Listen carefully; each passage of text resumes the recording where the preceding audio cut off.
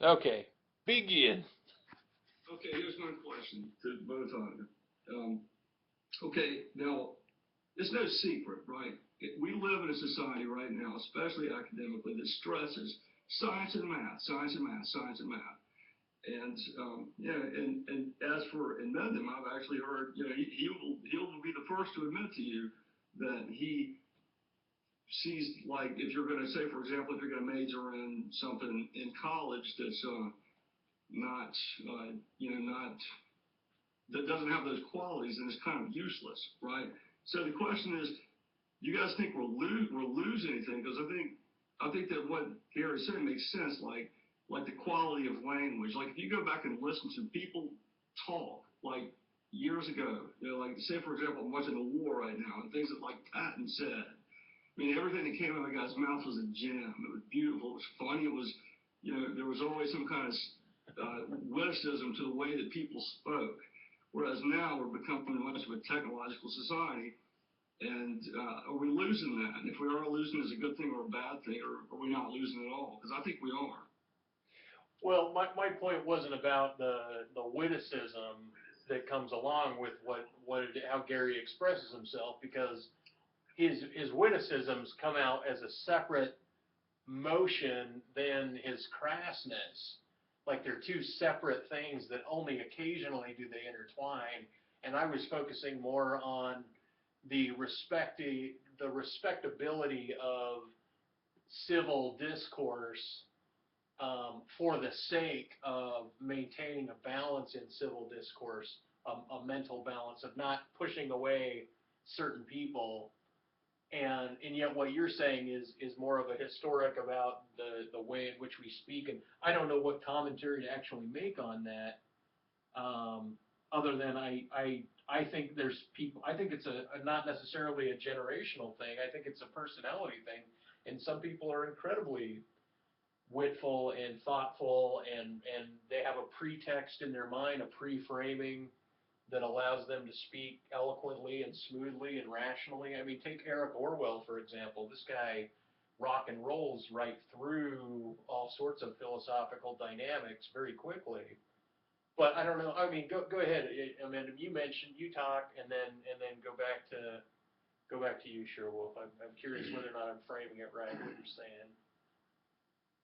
Yeah, well, so part of the hostility comes from what you have a passion for. So again, it's like it isn't a joke to me. So that's another thing. I can never be a politician. You know what I'm saying? Because if people are being killed or some other things happening, and you're like, well, how do you not take this seriously? And that's part of it. Is that most of my derogatory statements come as soon as somebody disses something that I consider above their criticism.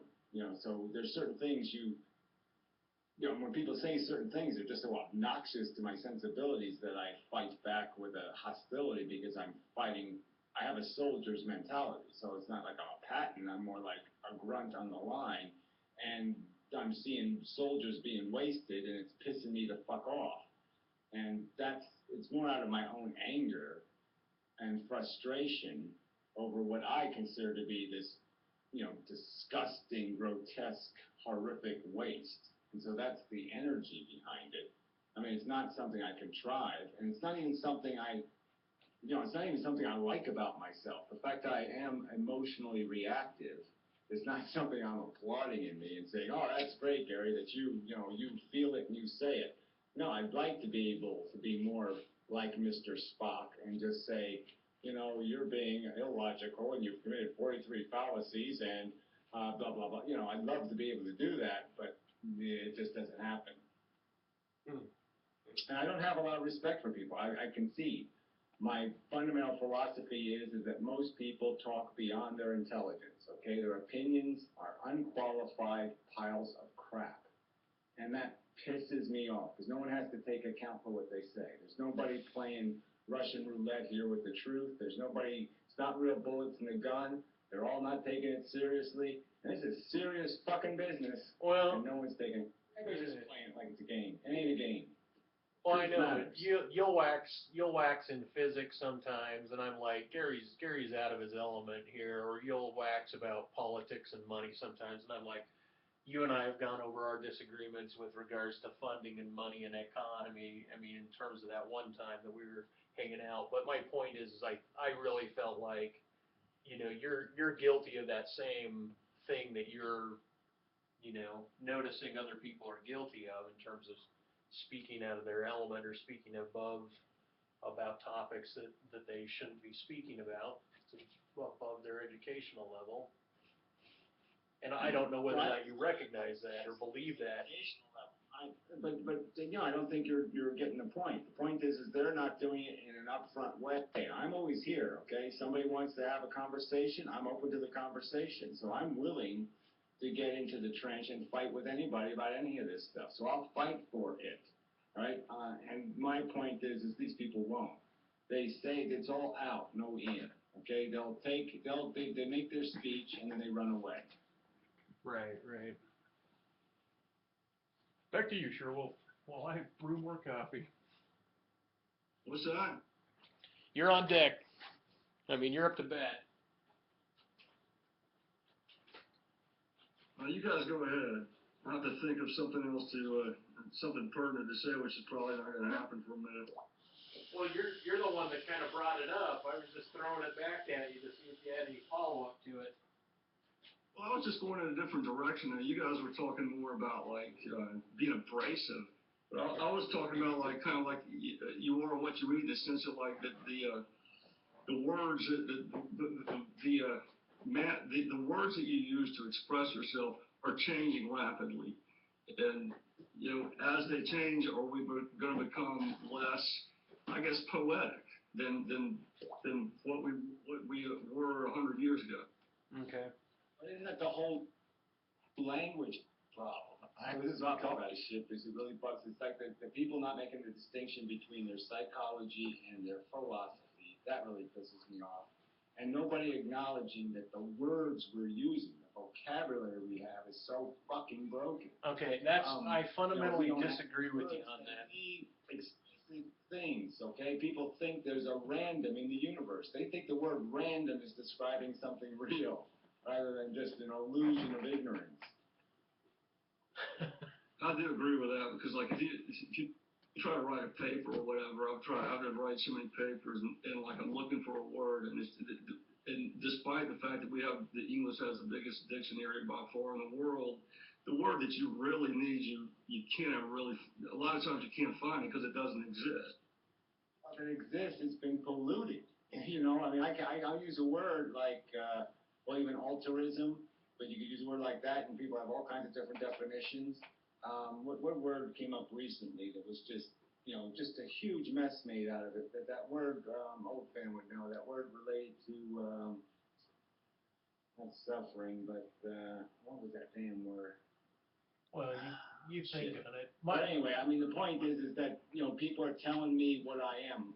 You know, it's that word for selfishness, when you're like a glutton, hedonism, right? So the word hedonism, you know, all of a sudden now hedonist means somebody who's also risk averse and aware of consequences and all this stuff. And you're saying, no, that's not a hedon. A hedonist is not somebody who gives a shit about any of the dark side. They only care about the light side. They only care about getting the glory, the cupcakes. You know, they don't care about who had to make the cupcakes. Well, they're luscious. Well, yeah. I mean, the hedonists of Rome, you know, they had like places to puke and to put into the bathrooms, because they would eat so much food, then they go puke and come back and eat more. You know, I'm just saying the traditional notion of a hedonist is somebody just after pleasure.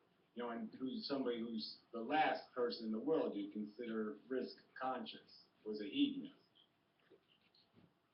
yeah, I mean, but the point is where I disagree with you guys is that I don't believe that the language is broken at all. I mean, you're communicating with people, and if they have, you know, to the extent that there's more difficult words as you get into peripheries, you know, when they say, oh, this is a 5th grade level word, you know, oh, this is a high school level word, a college level, a PhD word, you know, you move into these peripheries where your vocabulary and your diction expands, but I wouldn't say that anything's broken. I mean, once you know how to use the word and you're communicating with people that understand it, your communication is fairly rock solid. I don't believe that words are broken. I don't believe the language is broken. I think it's, I mean, I think it's a complete tool that's been waxed over so many generations that the idea of saying that it's broken is a broken idea. I don't buy it. I don't think the language is broken. I think if you want to find the right word, it's a matter of questing for the right word until you find the quote-unquote right word. And if you don't find it, it doesn't mean that what you're saying is broken. It just means you have to reroute your passage to find it or to get around it and describe it. And I don't know, but you've always contended that brokenness, and I've heard that in philosophy for a long time. I don't buy it. Well, we fundamentally disagree on that then, yeah, because, yeah, I just don't see any point in having a word like spontaneous. I could say the word spontaneous, and to somebody who's educated and understands, they would say, okay, I recognize there's no such thing as spontaneous. That just means something for which it happens so quickly or so by such variables that we can't detect that it's undetectable what the exact cause was. No, so that would be the small description. But I'm just saying, if I say the word spontaneous on the street, people will actually think people spontaneously combust. They'll think things happen spontaneously, and they don't happen spontaneously. Well, you already know what the word is to deny it. I mean, whether or not you have a physics of description that you don't think is compatible with randomness or spontaneity, the mere fact that you use the word and it's sensibly used it's not a matter of whether or not it has a quote unquote true description of the way the universe truly works or not. You've moved into a lingual realm and you've still utilized the word appropriately, and you deny it appropriately. I'm just saying though, but it's not going to mean, it's not going to be a universally useful word because people will have their own contextual understanding of its definition. Tell me how it would be too contextually different. Just somebody that believes in free will as opposed to someone that believes in determinism? Is that the big context you're referring to? Well, yeah, I'm referring to the fact that, yeah, if I ask 100 people or 10 people on the street, I'll get 9 different definitions of the word. And to me, then words become useless as category statements. No, you won't. You won't get 9 different definitions. Of a category, and if the description of the category is too sloppy, then the language starts to break down. No, it doesn't break down. Even the word evolution doesn't mean anything if people think evolution is giraffes make their necks longer. I mean, if they don't really understand what the word means, then, you know, the sentences that the word is in is destroyed, and maybe the paragraph is destroyed, and maybe the whole treatise is destroyed because people aren't agreeing on what these words mean. No, I know, but is not this fundamental breakdown also a condition of the language? I mean, you're almost describing a kind of a downhill rocky slope in language that is metaphorific of mountains, you could say. I wouldn't say that it's broken, or if it's broken, it can be tested and rebuilt almost instantly. The mere fact that you can detect if somebody's... It could be if we wanted to, but we're not going to do that. We're not going to go, just like we didn't switch to the metric system, we're not going to switch to an explicit language. We're not going to acquire a Dr. Spock vocabulary. We're going to keep our Kirk hysterical bullshit language because it allows people all this fudge room. And I'm just saying that I think if we had an explicit language, that it would be better for it. We'd have more rational conversations if we disposed of silly words like spiritual or love. Well, wait, but Gary, you can't... No common definition. No, I know, but just this mere fact that you even can speak about an explicit language shows that you're capable of communicating this downward slope, this rocky current, and that you're already participating in the rebuilding of what it means to speak explicitly, quote unquote, in this sense. And I guess we have a broken definition of the word broken. When I say broken, I don't mean not useful. Okay, I don't mean broken beyond all use. I just mean broken in that it's not as good as it needs to be. It's not perfect, okay, that's for sure, but it's functionally degraded.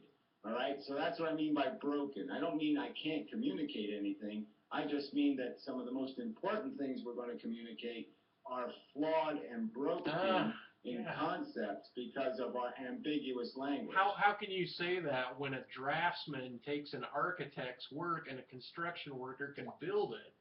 How can you say that? I mean, Well, so that's an explicit language, though. Those blueprints have explicit symbols and explicit words, and they mean explicit things. Just like a musical score has explicit language meaning explicit things.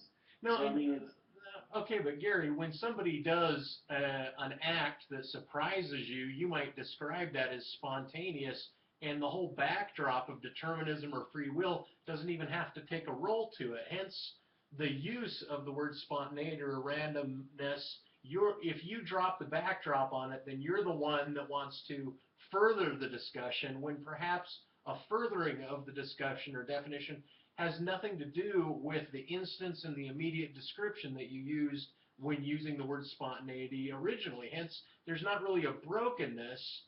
I know what you mean by brokenness in how you were talking about it there, but I consider the immediate rebuild and immediate reinvestigation using the language to find the avenues and the difference to show that the language is actually perfect. There's nothing wrong with it. You can fill in all the gaps.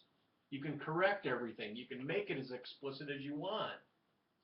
well, I don't, but whatever. I don't want to just re-argue the same stuff, but I just don't see that. We don't have to. I would love it if I had a choice. I could use one version of spontaneous to say, oh, let's not worry about what the cause is, and another version of spontaneous where I say it's understood by you and me that we know that there's an actual cause of this event.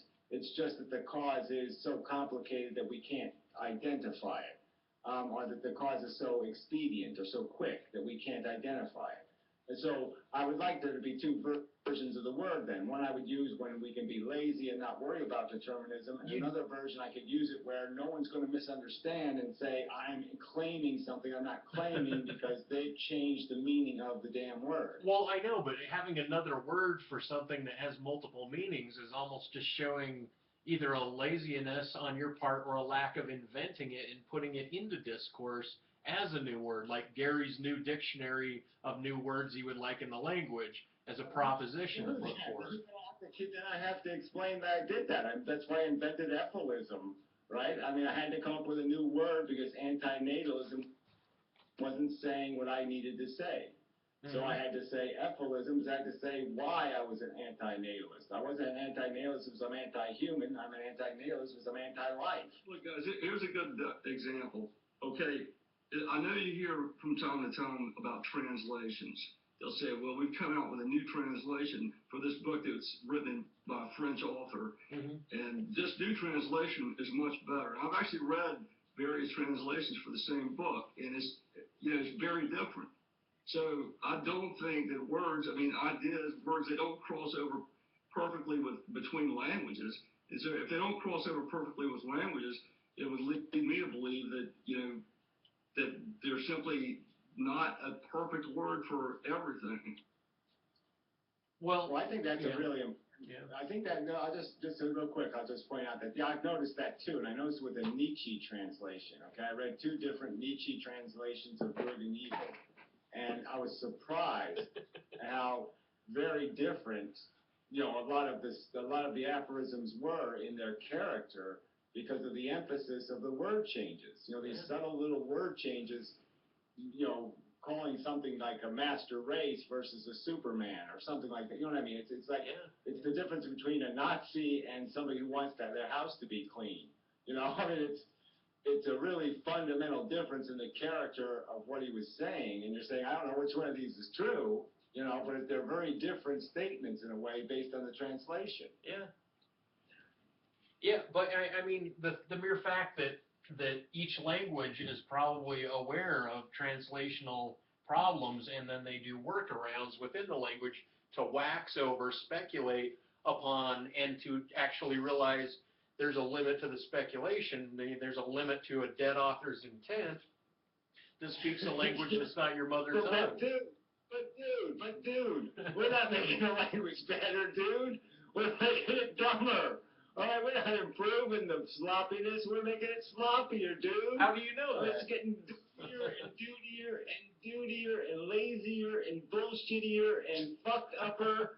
I mean, it's broken email and then we double break it. We're not fixing the flaws. We're emphasizing the flaws. Okay, but now you're speaking of a cultural wave. You're talking of a mass cultural inheritance of, let's say, Ebonics or rap culture or something like that. That's right. Right, idiocracy. That's right. I mean, so that's what's making it even more of an urgent problem. Is that English is getting even more broken, not less broken. We're not correcting for its sloppy origins. Okay, we're not fixing the fact that it was built randomly. No, look, you're and in a sloppy way. Instead, we're just glorifying the slop and making it even sloppier, coming up with some new world, Gaia and thinkology and okay. qualia. Yeah, let's invent a word like qualia. Well, look, words got to come from somewhere, and they've always come from somewhere. And this notion that Civil War, Anton had some video, and you were saying it, that in the past people were more poetic. And I think, no, I've read some real dipshit letters from previous generations, and there's always smart people, and there's always not so smart people that exist in civilizations in terms of their relationship to the hierarchies in their culture and where they are on that level. And I don't think that I think I'm asking who. You keep saying we, and I'm saying we is a description about the culture, but it's not a description about all the individuals within a culture, about subcultures that exist within the culture. That there's variables to what you're saying, and people aren't always completely incapable of walking in and out of dudisms. They're not incapable of getting stuck in it or capable of being always stuck in it. And my point is that some people might take it to heart. They might actually live in that. I mean, you got what's his name? Band. He was on Band, the guy who sleeps on your channel. I don't know his name, but he shows up on your Saturday chats, and he always misses your points, and he always reiterates the wrong thing. And I think he might be the culture that you're speaking of that's coming about. But idiocracy, to me, was more of a claim about genetics as opposed to about culture. And I don't know. I just think that the language is always repairable unless the whole culture fell into a completeness of idiocracy. But the mere fact that we have dictionaries and histories and parents and teachers that don't always abide by your descriptions saves it. It continues it. It allows explicit language. It allows the architect and the construction worker to meet through the draftsman. And I don't know. I just don't buy it. I don't see that, though. I see exactly the opposite. And as the guy was talking about the education, science education and all that kind of stuff. Yeah, I mean, most people don't go to college anymore to get a degree in some sort of technical skill, some engineering skill like architecture. No, they get a degree in mushy bullshit. Whiteheadisms and philosophy. Yeah, I know, but the that's art of philosophy and the art of philosophy. Yeah, right there. That's the statement right there. Probably is a course somewhere called the art of philosophy. Well, and why not? Why not? And why not have? Why? Well, it may be fucked, but look who gravitates to this area. I mean, maybe it's a very rare person who's like, thou art that.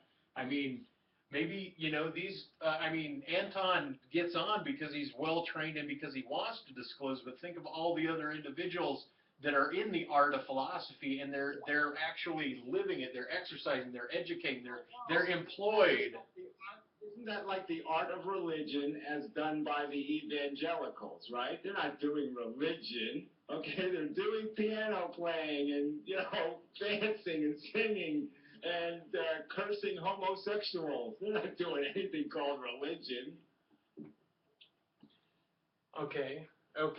I don't know. Then what do you think about Mormon people then? Are they doing religion or are they doing the same thing? Or does it matter? There's Well, they're child molesters, aren't they? Come on, get real. They're pedophiles, right? Mormon is an acronym for pedophile. Yeah. I think you nailed that.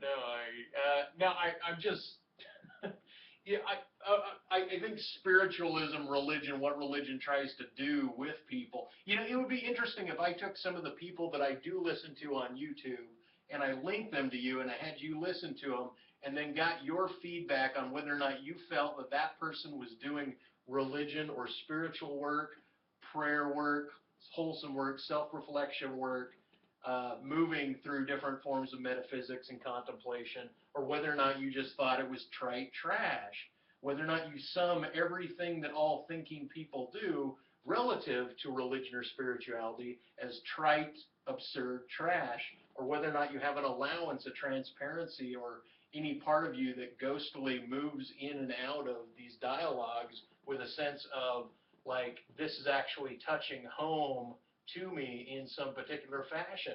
You know, I wonder whether or not you followed that. Well, thou art that is a great example, right? Because do you think he's at all sincere? I mean, I think he is completely saying, look, I know the truth absolutely sucks, and this is the fable I'm going to live by.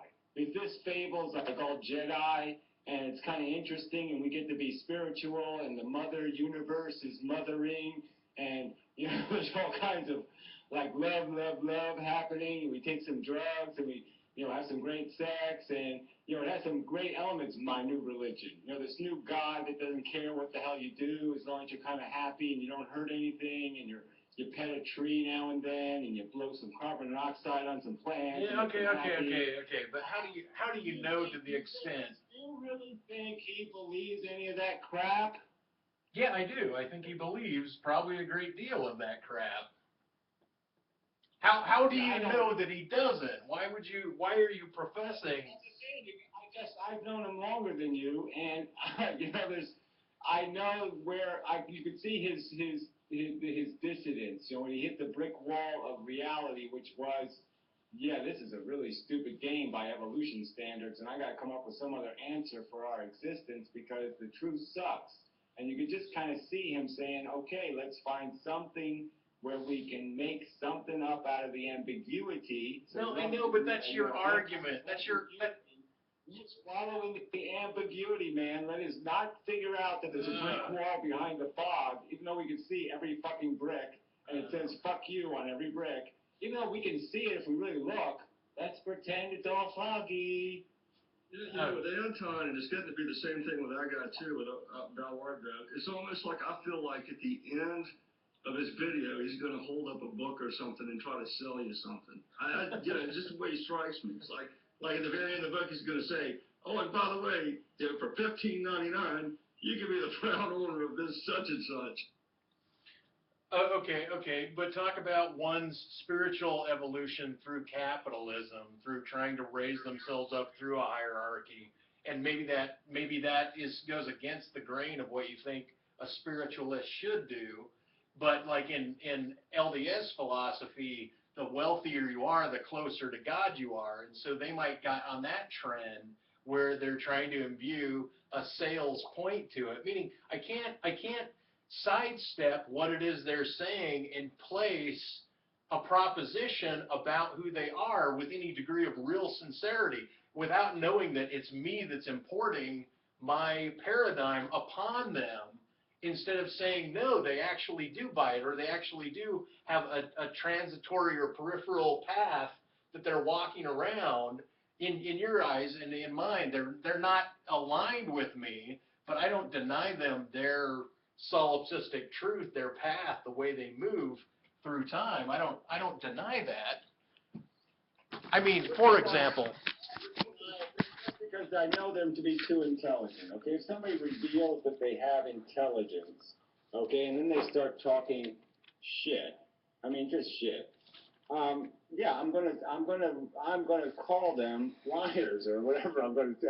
I'm gonna call it what it is. It is it's psychology, not philosophy. They are psychologists. They're talking about how to feel actualized in your life. They're not talking about what your life really is. And I think those are just two different things.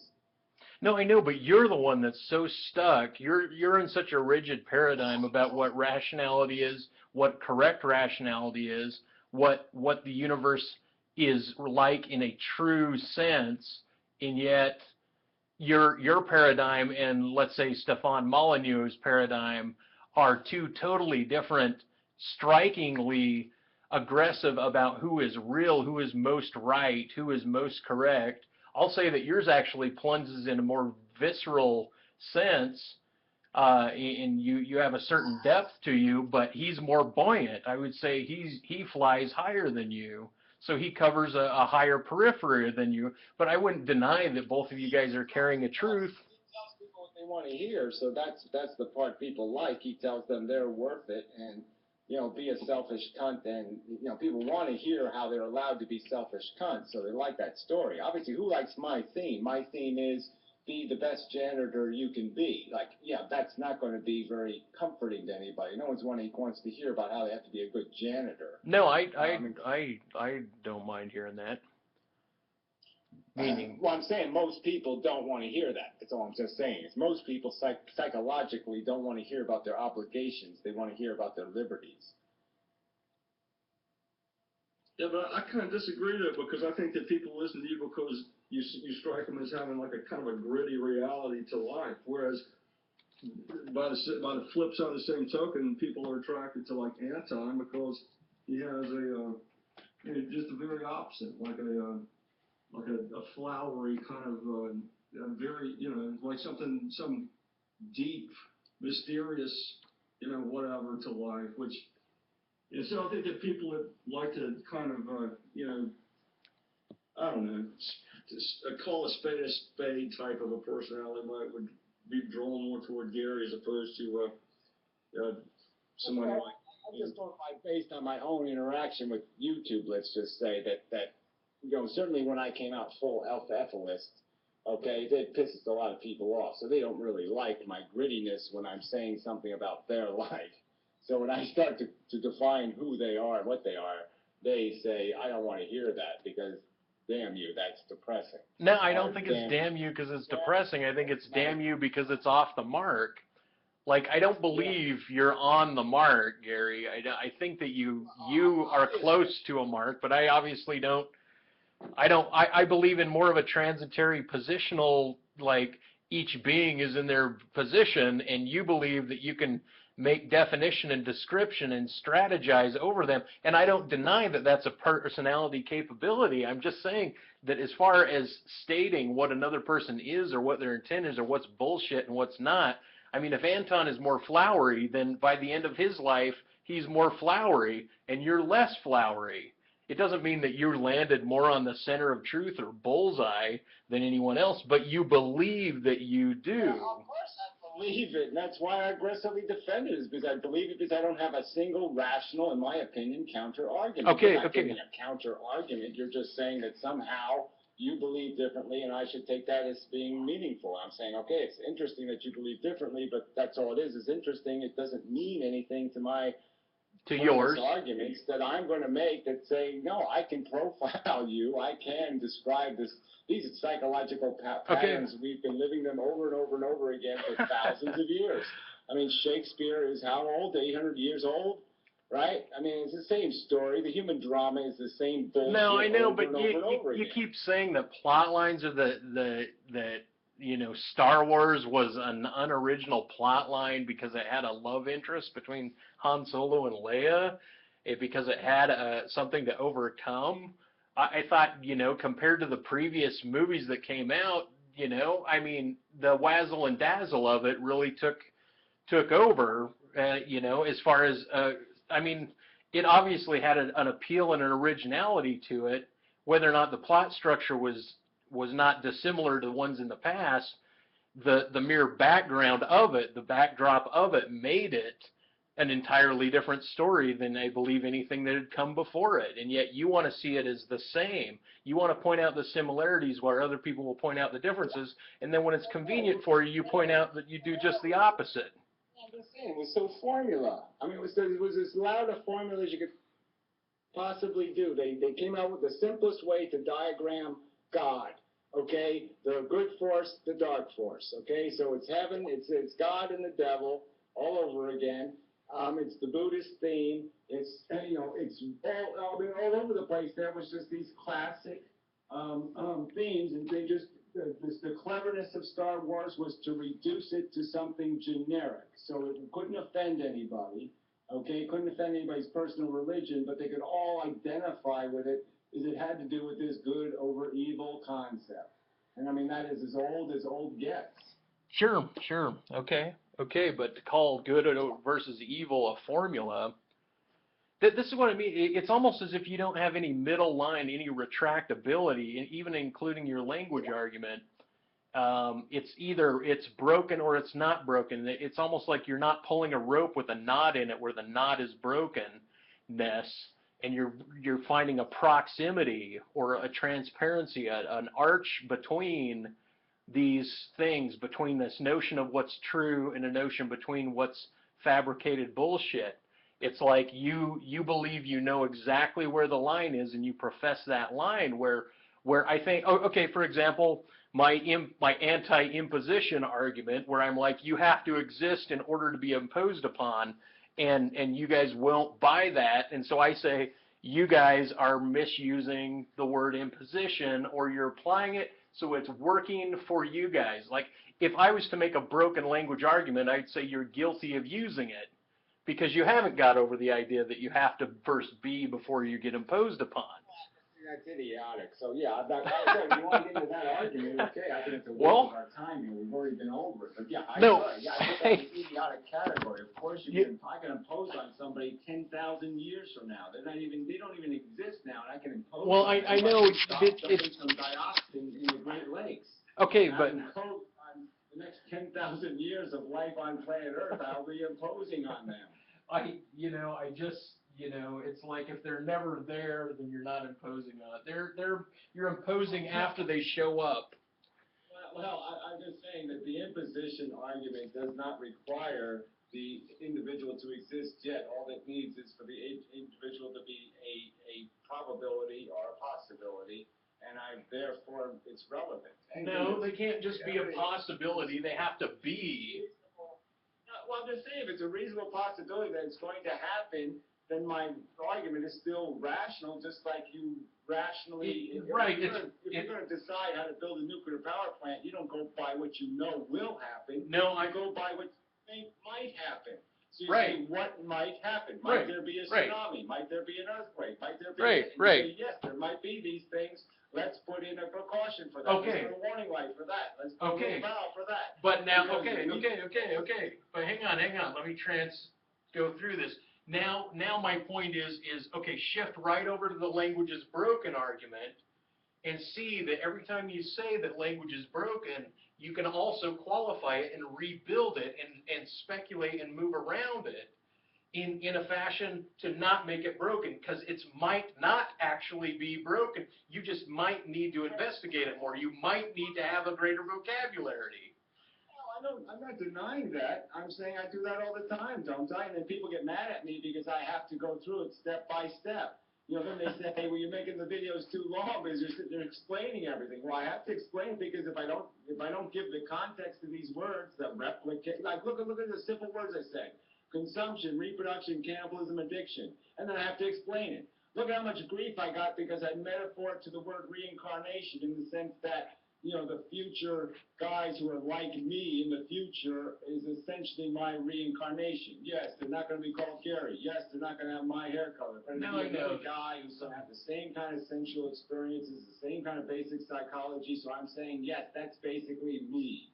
Right. Even just doing that, I had to go through extensive explanation because I used the word reincarnation, and you're not allowed to metaphor to reincarnation because that's a religious concept. Okay, but you did it. You had leeway. You made some movement there, but with imposition, all I'm doing is becoming strict on the word and saying you can't talk about possibilities and might. You have to actually be before the imposition's there. You can't impose on future generations if you dump in toxic waste and then an asteroid blows up the world. You didn't impose. So your definition, your use, is different than my use. So James, I would choose the better described word for imposition then. I would choose the more Bullshit, you would. illustrative, Bullshit. okay, the more expansive definition of the word. If I could choose another word to use Hey, that's instead why- of imposition and call it imposition, okay, I'll call it an imposition, okay, imposition, okay, is when you impose on potential futures. There we go. So now we have a new word, and now people can understand what I'm saying. Right, I see you're making your point, and that's and the whole point that I'm making is that you're not using the word imposition in a rational way. I'm just trying to say if you want to split hairs, then my disagreement that you're using it is along the same lines as you saying the language is broken argument. It's along those same lines because there's an appeal to this exactitude of language, and then there's an openness to multiple meanings. And I'm just trying to get at the idea of An openness to more categories or more words if we have to have more words. I'm just saying that I would like all the words to be commonly understood. That's all I mean by brokenness, is that it's broken when we don't have common definitions. Then language is really messy and really sloppy if our definitions aren't common. well, that's a commonality is also a cultural thing, Obviously, language is a cultural thing, but I'm just saying that obviously we haven't worked at it. Nobody knows, it hasn't been engineered. It's sloppy. It's like the internet. It's like a lot of things we live with, and people say, well, it's okay. So there's spammers, so there's malware, so there's this, and I'm saying it shouldn't be this way. We should do it right. We shouldn't do it wrong. Well, why are we doing it wrong? Why don't we do it right? Okay, but yet Math is perfect. I mean, math is, there's no mistakes in math. Well, there are now because they've created. I mean, you go do some of that quantum crap and tell me there's no mistakes. I mean, the professors sit there with erasers and no, let's use a small f here. We don't need this whole set here. We'll just cut out both of those. We don't need either one of those. That constant's irrelevant. Who cares? I mean, the math is even getting funky as fucking hell.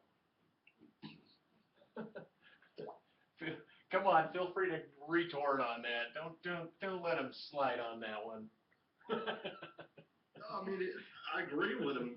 He's probably, I mean, not that I would know. I mean, it's not like I sit around and read, like right physics books, whatever. I couldn't tell you. I'm just talking like the simplistic numbers, and I mean, an equal sign is not very subject to argumentation about what it means. That's all I'm saying. This is actually something I just did in the last 6 months was this realization that math is just like language. It's just the creation of categories. Because people kept saying there is no two, and then I was thinking about it, I'm saying, okay, there's no two. But there is this, if we think of it as a category, just like a word that has a description, then there is two. There's two-ness, right?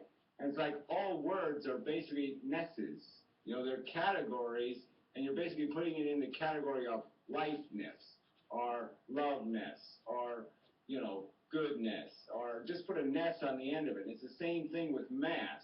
You have something that is two-ness. It has the quality of two-ness. Something has the quality of three-ness. Something has the quality of four-ness. And they fit in these categories, and these categories have explicit definitions. And that's why math works, is because the definitions are explicit. And then things like the functions like plus and minus and equals have explicit function. They do an explicit thing. But how is this like language then? Well, I'm saying that that's what language could be, in the sense that every word is basically a collection of predefined words, right? So when you have a word, you define it with words that have explicit definition. And so technically, although it's more complex than just math, you're not just saying two, and it's obviously just two things. You're saying it's like log, which means here's a sentence of words that describe what that thing is. So if I say something's heavy, you know, this is the qualified definition of heavy, you know, relative to this, it weighs more. No, I know, but you can never get an entire. This is what I mean by language is perfect already, because it already has its variability. It already never will be entirely explicit, because if I say describe what I'm doing, you can go in any direction that's relative to this description, to describing me or what it is I'm doing. And the point is it already has an internal infinite description, or an openness to new possibilities of description where you could never get an explicitness. To sloppy redefinition to somebody else. It's not sloppy, it's what a definition is. Somebody else having 3s in the category 2. Somebody else having 4 in the category 1. That's what it's open to. It's not explicit enough, so what happens is the math all breaks down, the logic breaks down, because the people don't realize that when I said the word frog, I meant this thing called a frog, you know, the green thing, the amphibian, and they misinterpreted and they saw turtle. And so it's, you know, they have now fucked up. What I'm saying is now broken, because they have turtles in the frog category. You're using a description of what's broken now. When I'm pointing at the variability is innate in it, meaning the mistakes are already included in the perfection. Meaning, when you see an abstract painting and you go, that's a perfect painting, you're not looking at the strokes that are scumbled on it, different than the more wetted down strokes, and saying, well, this stroke is more perfect and this one's more explicit. And language is the abstract painting, and it includes all of these variables. And so that's where our fundamental disagreement lies. You like realism. You're a realist. A language as a form of art or as an abstraction. I see it as a mechanical, like a draftsman's process. I see it as some sort of process. I know, but if I ask you, tell me how many things I'm doing right now. If I just ask you that question, how many things am I doing right now, Gary? And you give me an answer that trying to make it explicit based on your interaction, your human biological communication with me through the internet, how many things am I doing? You cannot give me a real answer to that. And if you did, I would say you already are making the point for me. My hand like this right now, okay? I can't give you all the mathematical vectors that I just created. I can't explain all the math that just took place, but we know there was math. We know that it was all mathematically dissectable. No. It's just that who wants to waste their time doing that? Yes, if you give me 10 years, all right, make 30 seconds of film, and then give me 10 years to describe everything you're doing, and in 10 years, I might be able to do it. Bullshit! You could never do it, because there's always another way to look at something. There's another number. Everything is qualified and explained in context, and I'll explain how well 1,678,000 people from my research, okay, move their hand exactly like that with their thumb up and their index finger in the 30-degree position, and so, you know, and then you rotated your hand this way and said oink, oink, and yeah, well, that was a famous symbol from, you know, whatever, 1876, when the people were sick of having to pee in their pot and wanted to pee in something else, and I can give explanations for exactly what you are. You're just an animal performing, and I can dissect your performance. Right, because if I do this, I can say, Gary, now measure for me how far my hand is from my head. And you now, what are you going to do? You're going to look at the screen? Which screen? Are you looking at my hand moving a little bit further now? You're looking at me as a verb form, trying to make it a noun form. That's why you believe language is a construction instead of an organic art process. That's why you keep form-fitting your rationality that way. Word either. What does that mean, organic? What is that word? It's that we're verbs. We are organic verbish beings moving through time. Yeah, go ahead. You try to give me a rational definition of what organic means. You want to bet? You want to bet that you think you could find, if I can give you a photo, even if I give you a photo or a 30-second video, that you're going to be able to tell me in a year from now? You might come up with 5,000 things, but if I found one exception to what it is you're saying, you may, like I said, you want to bet on that? I bet I can find an exception. I'll give you a year. Well, let me qualify it then and just say I can Yeah, get it well, within 83.7% accuracy. Okay, there, how's that? 87.3% accuracy. On everything. You would measure the distance between my hand. You would do a triangle between my elbow, my hand, and my head. If you want everything, then yes, we'll do everything. I don't know how to do it You in a can't year. give me I just everything. said 30 seconds would take me 10 years, so I don't know how much time. I should give before you I a do it. photo. I'll give you a photo. I'm saying the only limitation is the complexity of the amount of things you're doing. It has nothing to do with what you're doing, okay? Because even everything you're doing is a mechanical thing.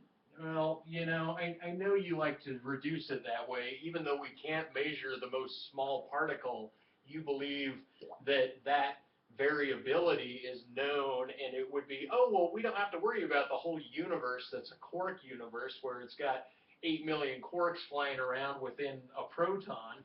It's like, oh, you're going to measure all of those things? Well, no. I'm gonna maximize it. I'm going to just talk about elements and colors and objects. I'm not going to make, there's no mathematics. The quantum mathematics that you don't know about, that they don't know about, that you're waxing on, is exactly this notion that math can overlay reality with an entirety. And I'm not denying its possibility. I'm saying that I don't believe it is the case.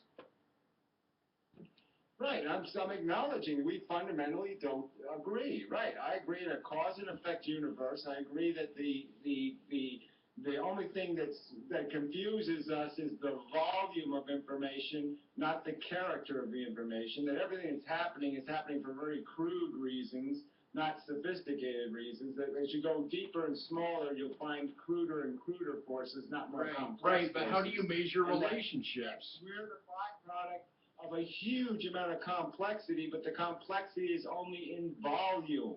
Volume is making it hard for us to understand, not the nature of it. The nature of it is attraction, repulsion. No, because there's context and there's meaning and there's relationship. Cannibalism, addiction. That's the nature of it. There's relational aspects that are immeasurable. The application of math, you need to frame the math in order to say what a set is, in order to say what the elements are, in order to make a math out of it. There's a limitation to descriptability, and yet you're saying math, but math is also a descriptive process. It's not just an inventive, like it occurs in reality. Like we are reality, but language and math is a subset of language. Language isn't a subset of math. That's my conditional. Again, I just fundamentally disagree. They're both efforts to describe reality. They're both modeling reality, and I think they can both do it with a high degree of accuracy, or you can do it with a low degree of accuracy. And I'm saying that we definitely there's a low degree of accuracy in the language, the words we have filling our vocabulary. These words that mean nothing. Love. Look. There's something about, like, language itself is a barrier. Like the communication I have with my dog, for example. I mean, we don't communicate through language. Just like looking at each other, like two people looking at each other, for example. The communication that you have with that person is like the most, like the most essential way to communicate, the most essential language, and then like speaking sign language, all the other things are, second, third generation. Yeah, it's certainly more reliable when you're saying something simple. But again, that's the complexity problem then. As soon as you try to say something more complex, like, go back to my house and get my slippers, it's not going to happen. And so, but yeah, I agree with you that, but isn't that, I mean, that's the dig of the whole thing, is because what I'm saying is that that's all we're really doing. We're doing a very simple thing in terms of struggling for our actualization.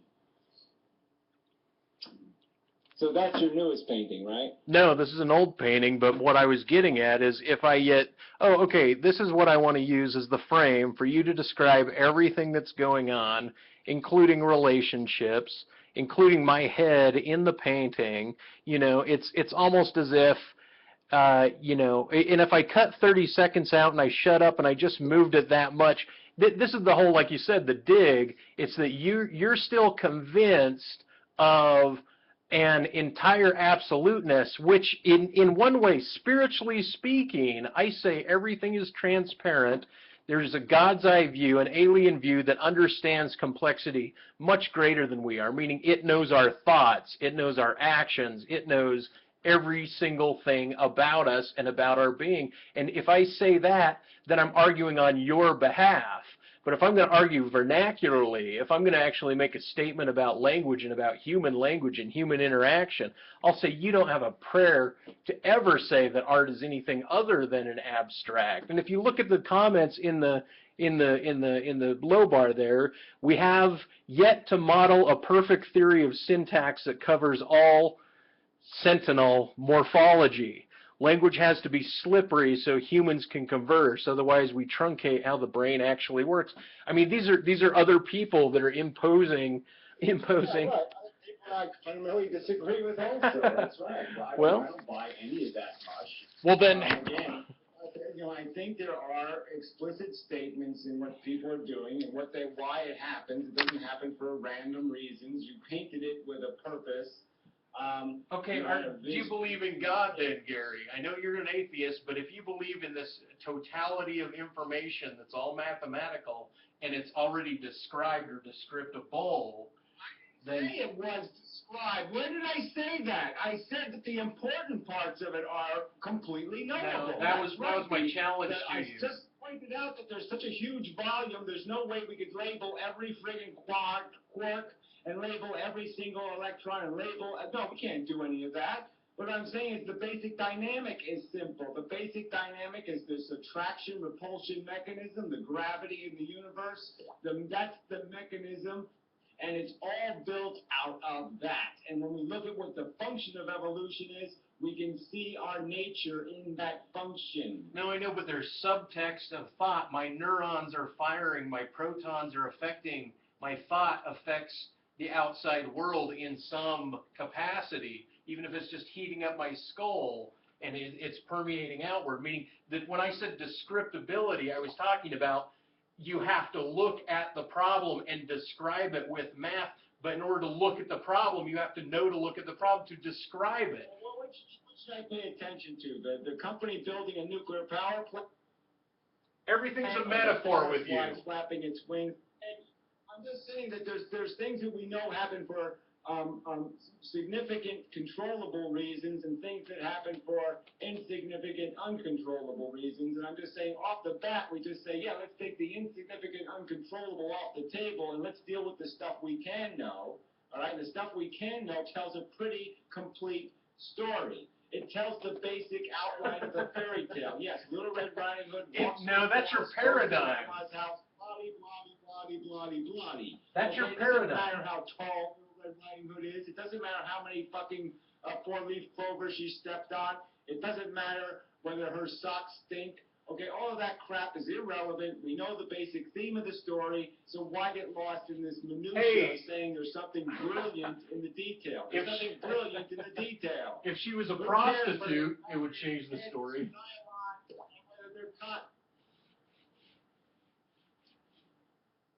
I'm just saying there's a moral angle you could throw and say, oh, well, Little Red Riding Hood also does tricks on the side. That would change the morality of the whole thing. Then you'd wonder, oh, well, the wolf then is got a different intent all of a sudden. We can know that. We can know that. So I'm just saying that's within our grasp. And that's within our expectations and understanding based on our understanding of the nature of the Red Riding Hood. That's why I'm saying that human beings are not unpredictable. They're fairly predictable, and they fall into certain patterns and that's what we are. I mean, we're frickin' rats running a maze. No, but we're more than that. You study it for a little while, and you figure out that, yes, some rats are fast rats, and some rats are slow rats, and some rats eat a lot, and some rats don't eat a lot, and some rats jerk off a lot, and some rats don't. I mean, you can figure that out. Well, it's like you don't like to read fiction. It's like you can't envelop anything new because you're so stuck on the what isness, the isness of our being, almost to say that my description of some emotive property in my painting that I say relates to a human emotive property is irrelevant. It's not to be described. It's not to be put forth because you will qualify what is and what is not significant, and that is an application of language. It's a paradigm you're applying. No, that's just saying, I'm just gonna say to you that we can categorize what that ambition is, or what that need is, or what that desire is, and that they fall into categories of, yeah, this is your ego talking, or this is your dick talking, or this is your anus talking. I mean, we can find out what part of you is talking, and what part of you is moving, and what part of you is compelling, and all that kind of stuff. So I'm just saying we can put these things into categories, and it's just not magical. It's not mystical. It's not mysterious, and it's not anything but cause and effect. Well, I know, but that's the difference between us, because there's obviously an abstractness. I believe you're just applying what it is you're stating, and you're not actually speaking of anything that is necessarily real, because I think the language has softer, fuzzier, more abstract, surreal, bent edges and multiple indefinite metaphors and meanings that are all qualified, that you can't, they're innumerable because they're infinite, so they're innumerable. And so it goes against this notion of everything can be categorized, but you've already admitted that there's a whole group of things that you consider insignificant, when in fact you don't know whether or not they are in fact insignificant, or if you did apply them or add them to the discourse, if there was somebody that found a significance to them and it applied to it, it would totally change your new set, your old set of things, and you would have a new explicit set, a new paradigm, an Einstein versus Newton paradigm shift, a new originality, a new creativity. And you believe that humans have just kind of reached this pinnacle. And like 150 years ago, someone said, you know, I don't remember who they said, but they said, everything that can be invented has already been invented. And you sound like one of these people. I think you're going to go down in history. Obviously, that's an overstatement, but it is a generalization about the truth that, yeah, we've done the simple stuff. Why do you call it the truth? Why do you call it the truth? We've got the red graph down, and all we don't know is exactly how much nylon is in her cape. I mean, it's just the little shit that we don't know, the irrelevant shit. We know the big picture story, and I'm just saying that I'm sticking to, and that I'm confident in, and that I have seen no evidence to dispute, okay? Yeah, the last big fact was Darwin. Yeah. I don't know. I think you state and reiterate your presence as a person, and you are sticking to it. So I believe you're a cardinal personality, and as opposed to a mutable personality. I don't believe you morph well in time. If you morph, it's because you're adding new things. Oh, I'm not an anti-natalist, I'm an epilist. I've changed. I've reiterated. I've maneuvered around it. But cardinally, you still seem to exact reasonability in such a way that you believe that what you're saying about the case is the case. And you sound like a logical positivist, Wittgenstein, trying to describe everything in some particular fashion. From my perspective, I'm just saying the evidence is glaring from my perspective, and your argument is this mushy thing like language. You're not seeing the infinite stories I could possibly tell. Well, the infinite stories you could possibly tell about the aliens with 17 antennas that invented the universe, yeah, I could make up 4 zillion silly stories, but in my opinion, they'd all be silly stories. Yeah, because there's only one real good, serious story. You only want to tell that one. Well, that's what I've seen. That's right. There's one story that has any real scientific credibility, and that's evolution. And evolution doesn't make any room for non-cause and effect, wishy-washy. We are doing some sort of magical ride. No, we're back. It's back to the bacteria with brains bullshit. We're just a machine okay, that's got a little scheming device tied on top of it that has aggrandized itself and is pretending it's doing something more than just going to grandma's house to get some cookies. Shit, you're not going to be able to hear me. Hang on. Can't hear you. Right, I'll get some right. coffee while you're in the other room. Right. I can't hear you when you're in that room. Right, I'm working on the mute. Excuse me while I let this out. Hey, Dust, look, I gotta go to the store real fast, okay? You guys Okay. around, I'll be back in 15 minutes. Okay, I hope I'm still on. I should be. I don't think I'll be on video, but I'll be on Tiny Chat. What was that again? I said I'll be on Tiny Chat. I don't think I'll be on the video. That's okay. I'll be back in a minute. Okay. Well, all I was going to do in the other room, even though I can't figure out the double me on Tiny Chat, is show you a illustration of the most super fantastical things I've witnessed that go beyond science. And that's the reason why I am the way I am now, is because I've had these happenings. I'm like a Bigfoot spotter, a UFO watching guy, believing guy now. It totally upset my ground, my very fabric of what reality is.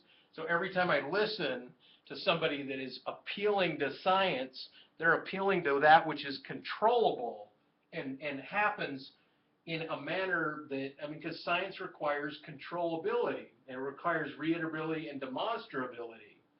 And the things that I saw are neither controllable, so they're, and I can't control them, I can't re-demonstrate them, but it doesn't mean I didn't see super fantastical happenings.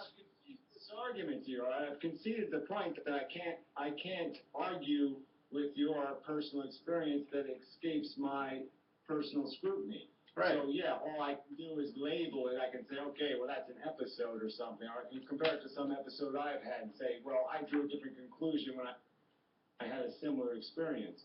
But that's the closest we can come. But I'll concede your point that yeah, if you have special knowledge, I'm fucked, right? Because yeah, you're the enlightened one, and I'm not if your knowledge is of something real. So I'll concede the point that you're right if you've interpreted your experience accurately.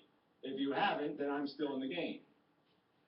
Okay, well, fair enough, fair enough. And I mean, I grant your reality and your presence around me. I'm not thinking I'm conjuring you out of my mind, but it is interesting, like the fact that you and I have gravitated together in a video because we know each other through the duration of YouTube, to me is an amazing kind of a miracle event, and yet it's also a scary event because the meaning of what you put forth is so diametrically opposed to my instinct that I don't know, the reason I'm painting an angel is something you couldn't tell me even if I asked you to describe it, is I'm painting an archangel because, well, my name's Michael. I have 2 tattoos on my back where I would have angel wings, and Michael the archangel fights Satan. And in one way, your do not God atheism, appeal to rationalism, logical positivism, I would say, is something that I war against philosophically. And so it's almost as if I'm drawn to you when I'm in my most angelic mode, and hence you're here, and it's actually functioning as an impetus to sketch for what it's worth. For what it's worth. Now your screen might be, no, you're not locked up. No, I'm here. Yeah, no, I mean, we've always had a weird relationship. I don't know exactly how to, right from the beginning we did have some contention. No, we didn't. In the beginning, you were great. You've articulated yourself. I mean, I always appreciated the depth of your conversation. So, I mean, we always had that in common in the sense that we do appreciate well done vocabulary. Is that even it? I don't have your vocabulary, but I just mean that we have a way of communicating where we do make it understood, we do take the effort to say enough words, and, you know, so we always sort of had that element anyway. Yeah, yeah. Yeah, I mean, I grant that, That's something. But, who knows what to say about it now. I'm breaking the hour marker on the video, so I think I gotta shut it down. I think that'll be good fodder for whoever wants to watch it. An hour and 9 minutes, hour and 10 minutes. If they can hear my end of it. No, they can totally hear you, I think. We'll find out. Thanks for enjoying my mohawk.